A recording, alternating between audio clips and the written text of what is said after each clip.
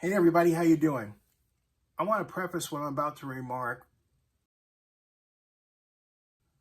I like Marcus Mariota in terms of don't know the man, haven't had a conversation with him, opportunity to interview him, but this is not personally to him in any way.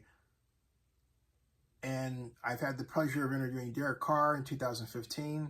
This is nothing negative toward Mr. Carr at all. This is purely a clinical assessment of the Raiders situation prior to training camp for the NFL 2021 season. I have thought long and hard about this. I know there are a lot of people who are huge Derek Carr fans who, over the years, have said, oh, Zinni, you don't like Carr and everything else. That's not the case at all.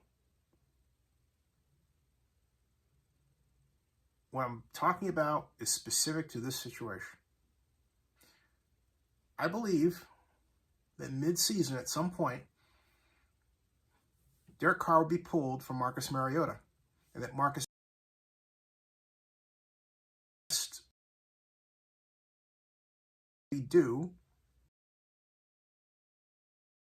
Mariota's better mobility, but also of more important, that's a short version of importance, Marcus Mariota is now in possession of his keys to the Raiders' offense. In other words, he understands the terminology, the plays, as John Gruden would say, the concepts, and he's going into his second year in a more traditional layout of preparation for the season than last year, and therefore more time to work on those plays and concepts that Gruden has designed and will come up with for this season, layered onto what they did last year. And because of that, on top of his mobility, which is better than Derek Carr's, I believe that Carr will get into situations where his lack of mobility will not serve him well compared to Mariota. It's not that Carr can't move. He can.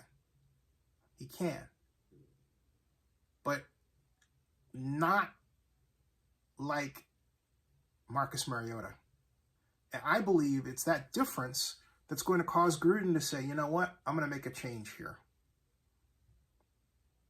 Now, in terms of the system of relationships, he says, when you got a topic that I definitely agree on, I think his offensive line is more set up for the running game, meaning that Gruden only has Marcus Mariota giving a running mentality RPO. Yeah, exactly. Exactly. I think you stated it better than I could or did with respect to read option offenses, okay? Mariota is better suited to that approach. Otherwise, look at the league's trend with respect to quarterbacks. Look at Patrick Mahomes, Lamar Jackson. Stop right there.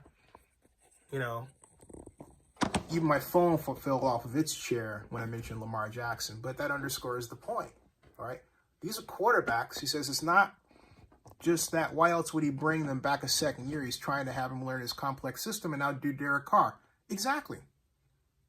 Exactly. That's exactly right. The person who brought Mariota in was Mike Mayock. Mike Mayock has this idea that Mariota is better than Jameis Winston because Mariota didn't like the trouble that Jameis Winston got into that was really unique to black men. But, Mike Mayock has not proven himself to be the kind of person that really wants to understand that. So there you go. He says, and this offensive line is more geared toward the run, not so much pass support, okay? But my point is that Mayock has always had this thing about Mariota, and whereas, Gruden was always excited to want to coach Jameis Winston. But it's that difference between the two that explains why the Raiders had Mariota and not even tried to make a play for Jameis Winston, at least to my knowledge, okay? But they didn't. That was an easy call. As long as they had Mike Mayock as GM, Jameis Winston wasn't going to see the inside of that building. But Mariota did. So, and yeah, I believe that that's what's going to happen. But also, that it would open up another comment, which is to say, Zinni, are you saying that you don't believe that Gus Bradley's defense will be good enough to get us to the promised land? And my short answer is no. I'm not seeing or hearing anything that gets me off the idea that Gus has any concepts or schemes that are so renowned that they're automatically going to make the Raiders change like that. For example, Cleveland Farrell made a comment regarding the approach that Gus likes to do, which is basically a attack and then read. Well, guess what? I have on film on 3, right? No more two-gapping. Dissimilar, all right? So I don't think I don't think that's going to make the difference. If it's simpler, great. The Raiders' main problem was this insistence on using these wide tackle 6 defensive alignments against mobile quarterbacks like Mahomes, and then running past them, not being able to stop them, rather than collapsing the pocket down the middle with a 46 defense look or some variation where you could use maybe the tight 3-4 that's in vogue with some today, and collapse the middle and then force the outside and then chase the outside, which would have you get linebackers like Devin White. Passing on Devin White was and continues to be a gigantic error, and not filling in the linebacker spots and the end spots. Maybe Nguche will make the difference. We'll see, but he's only one side of the scheme. All right. There's no Montez Sweat.